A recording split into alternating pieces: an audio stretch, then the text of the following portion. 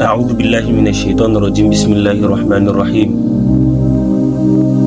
Ramadana watan babban ni'ima ce, lokaci ne da ni'imar Allah yake sauka sosai, lokaci ne da ƙofofin aljanna suke buɗe, lokaci ne da ƙofofin wuta suke rufe, lokaci ne da gafara take kusa da bawa fiye da kowane lokaci.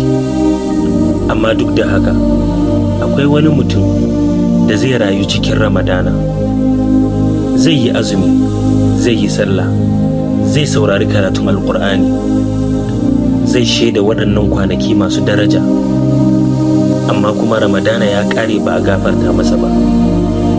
Manzon Allah tsira da amincin Allah su tabbata a gare shi ya taɓa hawa mumbari sai ya ce amin, ya sake hawa mataki na biyu ya sake cewa amin, ya sake hawa mataki na uku ya sake cewa amin. Sai sahabbai suka tambaye shi dalili, sai ya ce mala'ika jibril ne ya zo ya yi wasu addu'o'i, shi yasa na ce amin.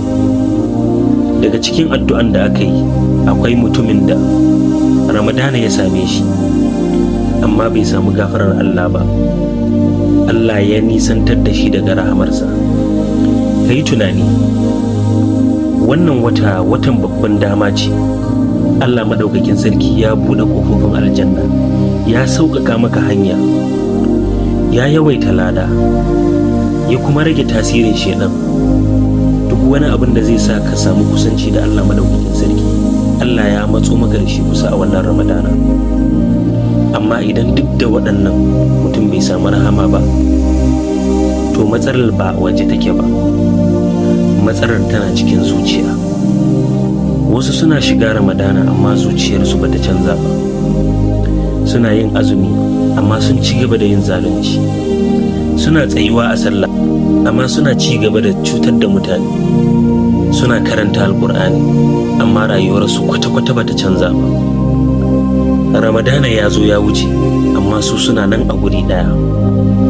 Ka sani, gafarar Allah tana kusa, amma tana buƙatar zuciya mai gaskiya, zuciyar da ta gane kuskurenta, zuciyar da take nadama, zuciyar da ta yanke shawarar komawa ga Allah, ba tare da girman kai ba, ba tare da jinkiri ba.